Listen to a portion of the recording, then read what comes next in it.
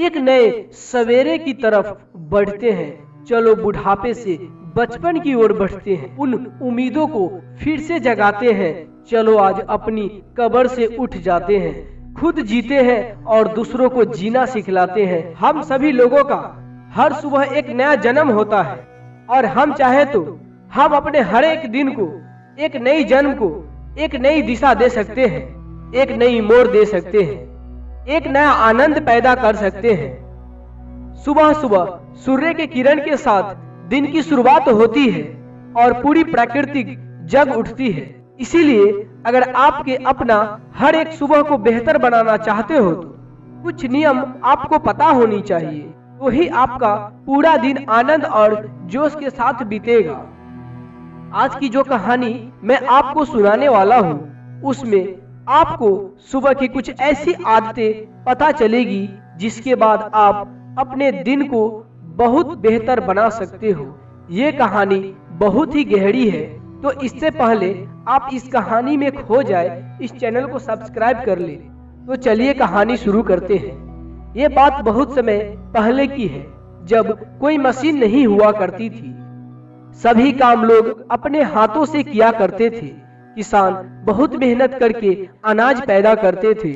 आज के युग में तो बहुत सारे मशीन हो गई है जो सभी कामों को आसानी से कर देती है, लेकिन आज से लगभग 100-200 साल पहले कोई मशीन नहीं हुआ करता था। ऐसे ही गांव में एक किसान रहा करता था। उसका एक बेटा था सोनू। खेती करना उनका खानदानी पेशा था। सोनू के माता पिता बहुत मेहनत करते थे। सोनू बहुत ही आलसी युवक था। वे किसी भी काम को अच्छे से नहीं कर पाता था। यूं कहे तो उनका मन किसी काम में लगता ही नहीं था। उनके माता पिता अक्सर उसके भविष्य के बारे में चिंता करते थे कि हमारे जाने के बाद ये कैसे अपना पेट भरेगा, ये कैसे मेहनत करेगा, ये तो कुछ करता ही नहीं है। इसे बहुत डांटने के बाद भी उस पे कोई प्रभाव नहीं पड़ता था। दिन पर दिन इसकी स्थिति और भी चिंताजनक होती चली जा रही थी। अब सोनू दिन में भी सोता रहता था और सुबह भी बहुत देर तक सोया रहता था। एक दिन सोनू के पिता को पता चला कि पास के गांव वाले मठ पे एक बौद्ध भिक्षु आए हुए हैं जो मानव शरीर के बारे में बहुत गहरे विषय पे चर्चा करते हैं और लोगों को ठीक करने के बहुत सारे उपाय बताते हैं। बहुत से लोगों का भला हो रहा है। फिर क्या, सोनू के पिता सोनू को लेकर उस बौद्ध भिक्षु के पास जा पहुंचा। वहां पर पहुंचने के बाद बौद्ध भिक्षु को प्रणाम करता है और कहता है, हे महात्मन, ये मेरा पुत्र सोनू है। मैंने सुना है कि आप शारीरिक संबंधित इलाज करते हैं। मेरे बेटे को कोई रोग तो नहीं है? जरा देखिए, पता नहीं क्यों ये हमेशा बीमार की तरह रहता है। किसी भी काम में इसका मन नहीं लगता है। उसे बहुत जल्दी थकावट हो जाती है। कृपया करके हमारे बेटे का कोई इलाज बताएं। इसे कैसे ठीक करूं? ये सुनकर बौद्ध भिक्षु ने उसका हाथ पकड़ते हुए कहा कि इसे तो कोई रोग नहीं है, इसे तो केवल इसके आलस्य ने जकड़ रखा है। जिसके बाद वे सोनू से पूछते हैं कि तुम सुबह कितने बजे उठते हो? यह सुन सोनू के पिता बीच में ही बोल पड़ते हैं कि हे महात्मा, ये तो सुबह सूर्योदय के बाद भी बहुत लेट तक सोया रहता है। उसके बाद बौद्ध भिक्षु पूछते हैं कि इतनी देर से उठने का क्या कारण हो सकता है? उसके पिता ने बोला, ये रात को देर तक सोता है, देर रात तक पढ़ाई करता है और सुबह लेट उठता है। फिर बौद्ध भिक्षु कहते हैं, यही तो कारण है, यही तो जड़ है। मैं तुम्हें इसके लिए कुछ औषधियां नहीं दे सकता, लेकिन जो मैं कहता हूँ तुम इसे हर सुबह करते हो तो सोनू के जीवन जोश और उत्साह से भर जाएगा। हर काम में तुम्हारा मन लगने लगेगा और तुम किसी भी काम को बहुत ही गहरी तरीके से कर पाओगे। इसके लिए तुम्हें सुबह की 5 आदतें अपनानी होगी। आदतें अपनाना बहुत आसान होता है। शुरुआत में 1-2 दिन तकलीफ होती है, लेकिन उसके बाद तो उसमें मजा आने लगता है। सिर्फ शुरुआत में ही कुछ दिन कष्ट सह लो, बाद में तो तुम्हारा जीवन बदल जाएगा। फिर उस बौद्ध भिक्षु ने कहा, सुबह उठते ही सबसे पहले अपने आप के प्रति धन्यवाद व्यक्त करो। उस परमपिता परमेश्वर को धन्यवाद दो कि उन्होंने इस प्रकृति के द्वारा तुम्हें इस शरीर का अनमोल तोहफा दिया है। हर कोई इंसान को स्वस्थ शरीर नहीं मिलता। तुम दुनिया में जाकर देखो तो तुम्हें बहुत ही बीमार और विकलांग व्यक्ति नजर आएंगे। इसीलिए हमारी सांसें अनमोल तोहफा होती है। पता नहीं कौन सी सांस अधूरी छूट जाए। इसके लिए इन सांसों में धन्यवाद व्यक्त करो। इसके बाद खुले आसमान में आकर इस आसमान को, इस धरती को, इस हवाओं को, इस सभी को आप धन्यवाद व्यक्त करो। पंच तत्वों को भी छुओ और उसके प्रति भी अपना आभार व्यक्त करो। इससे तुम्हारा जुड़ाव इस प्रकृति के साथ बन जाएगा, जिससे तुम आनंद में भर जाओगे।